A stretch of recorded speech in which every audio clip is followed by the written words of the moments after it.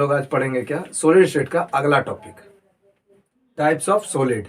ये कितने तरह के होते हैं वो देखते हैं और इसका पूरा ब्रीफ देखते हैं। मॉडल सेट में झारखंड बोर्ड के भर के क्वेश्चन रखा हुआ है, इसका हर एक लाइन आपके लिए क्वेश्चन के बराबर है, तो अच्छे से देखना, क्लियर हो जाएगा सारा। ठीक है, चलो देखते हैं।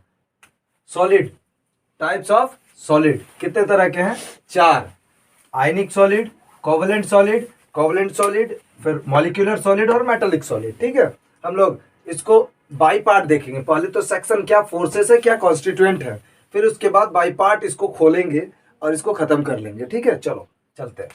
आयनिक सॉलिड में कॉन्स्टिट्यूएंट क्या होता है? आयनिक है, आयंस है, तो क्या होगा? पॉजिटिव और नेगेटिव चार्ज होगा। ठीक है, और इसमें फोर्स क्या होता है? क्वेश्चन यहां से भी पूछते हैं।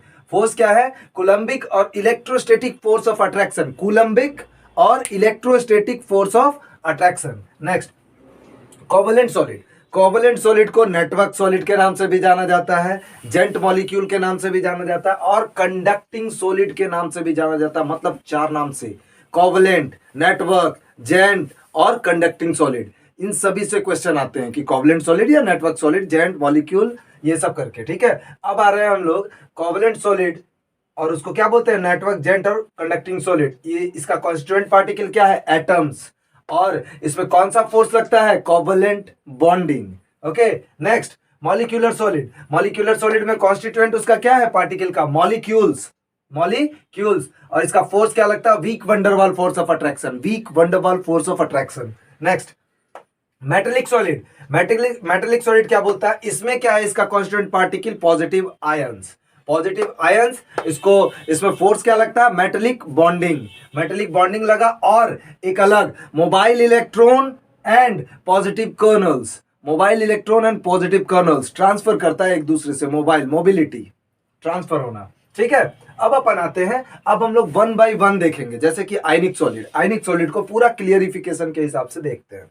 क्या है आयनिक सॉलिड में? बोल रहा है कि ionic solid they are hard and brittle. क्या? Hard and brittle, soluble in water and high melting and boiling point।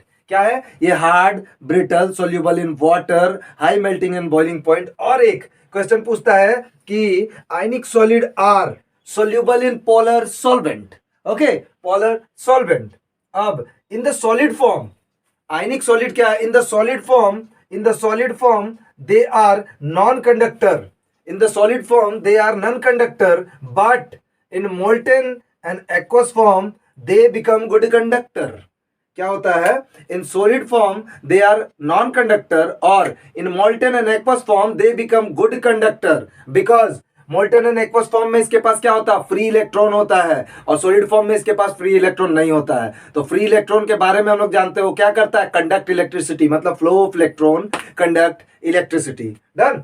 अब हम लोग इसके एग्जांपल को देखते हैं। सबसे ज्यादा क्वेश्चन इन्हीं सबसे पूछा जाता है। NaCl, KCl, MgCl2, NH4 whole 3PO4, CaF2, MgO, ZnS, LiBr, CaO calcium oxide और NaF। मैं बता रहा हूं, क्वेश्चन रख के पूछे जा रहे हैं कि CaF2 कौन से सॉलिड में आता है, कहां आता है? तो आयनिक सॉलिड में। KCl, NaCl, MgCl2, ये सब एग्जाम्पल, एक एग्जाम्पल करके पूछ देंगे आपसे आयनिक सॉलिड में क्या आता है। आपको ये एग्जाम्पल्स भी याद रखने हैं। ठीक है, अब अपन बढ़ेंगे कोवलेंट सॉलिड की तरफ। कोवलेंट सॉलिड, अभी मैं बार बार बोल रहा हूं, कोवलेंट सॉलिड को और कितने तरह से बोला जाता है? 4 तरह से बोला जाता है। क्या बोला जाता है? 4 तरह से। Covalent solid, network solid, giant molecule और कंडक्टिंग सॉलिड, इसको 4 नामों से जाना जाता है। अब फिर से, covalent solid they are also hard and brittle except graphite is soft. Except graphite. Covalent solid में सारा जो मॉलिक्यूल्स और जो जितना भी एटम्स है ना, सब क्या होंगे? हार्ड एंड ब्रिटल होंगे। बट किसको छोड़कर? ग्रेफाइट को छोड़कर, क्योंकि वो सॉफ्ट होता है। और ग्रेफाइट के बारे में एक क्वेश्चन और आता है कि why graphite is used as lubricant. ठीक है, because it have free electron, that's why it is used an lubricant. Next, they are bad conductor of electricity except graphite. क्यों? क्योंकि graphite is good conductor of electricity. Done. Network solid और covalent solid are bad conductor of electricity, but except किसको? Graphite को। Graphite is good conductor of electricity. अब फिर electricity conduct करने के लिए क्या चाहिए? Free electron, that's it. They have high melting and boiling point and insoluble in water. they have high melting and boiling point and insoluble in water but soluble in non-polar solvent। किसमें? soluble in non-polar solvent such as benzene and carbon tetrachloride। they are non-polar solvent। done।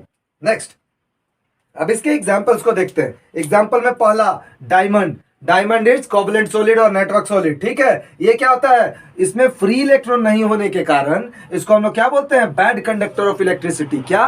Bad conductor of electricity due to unpresence of free electron.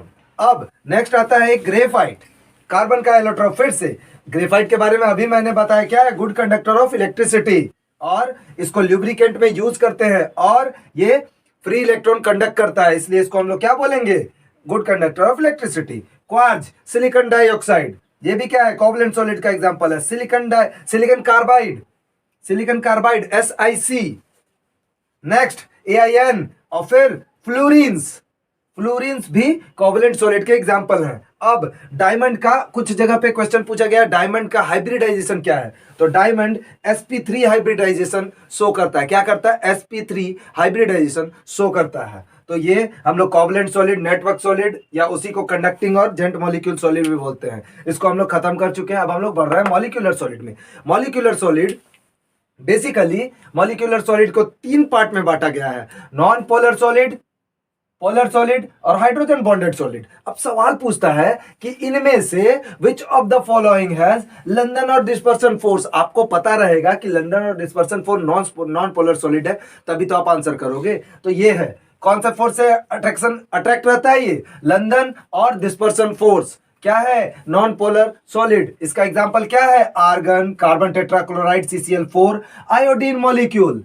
Question पूछ रखे हैं आपके model set में, आप देख लेना। Iodine molecule क्या हो जाएगा? Non polar solvent. Non polar solid क्या है? इस पे फोर्स, लंदन और dispersion force. Chlorine, hydrogen, CO2, carbon dioxide. अब इसके कैरेक्टरिस्टिक्स क्या है? सॉफ्ट, वोलेटाइल है, non conductor of electricity, low melting and boiling point. No melting and boiling point. अब अपन जाते हैं इसके दूसरे फॉर्म में, पोलर सॉलिड। पोलर सॉलिड किस अट्रैक्शन से कनेक्ट होता है? Dipole dipole interaction. Dipole dipole interaction. Example क्या है? Hydrogen chloride, HCl, SO2, sulphur dioxide, CHCl3, HBr, dry ice और CO2। ये मोस्ट इंपॉर्टेंट क्वेश्चन है जो पूछे जाते हैं कि कौन से सॉलिड से कनेक्ट होता है ये ड्राई आइस और CO2।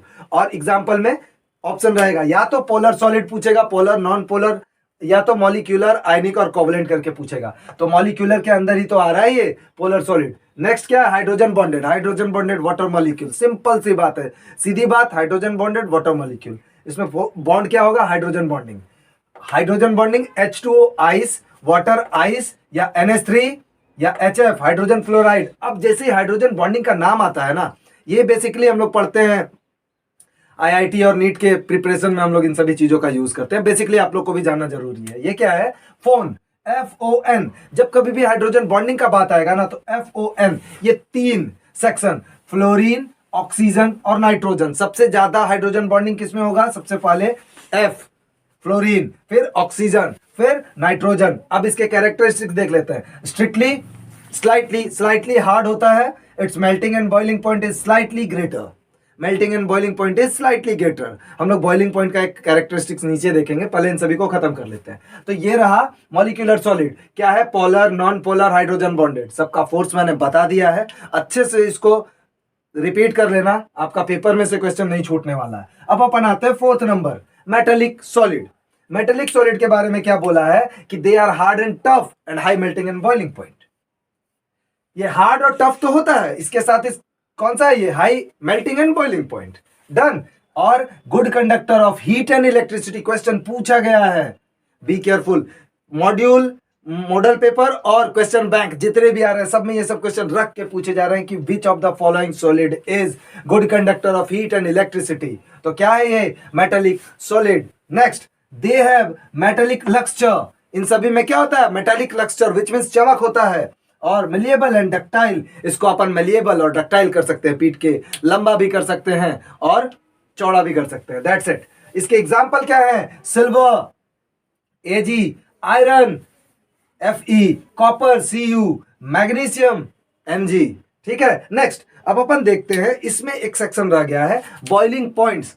अब इन सभी को पढ़ तो लिया, अब पूछा अगर गलती से पूछ दे कि which of the following, 4 example देते और सबसे ज्यादा बॉइलिंग पॉइंट किसमें होगा, तो सबसे ज्यादा बॉइलिंग पॉइंट होता है कोवलेंट सॉलिड, नेटवर्क सॉलिड, या इसको क्या बोलते हैं, जेंट मॉलिक्यूलर कंडक्टिंग सॉलिड। तो क्या है ये, कोवलेंट सॉलिड का सबसे ज्यादा बॉइलिंग पॉइंट होता है। नेक्स्ट मेटेलिक सॉलिड, फिर आयनिक सॉलिड, फिर हाइड्रोजन बॉन्डिंग, फिर पोलर और नॉन पोलर। सबसे कम बॉइलिंग पॉइंट किसका होगा, नॉन पोलर सॉलिड, सबसे ज्यादा कोवलेंट बॉन्डिंग। इन सभी को आपको ध्यान में रखना है और हम लोग बहुत जल्दी इसके अगले टॉपिक पे आने वाले हैं, इसलिए तब तक के लिए थैंक यू, टेक केयर।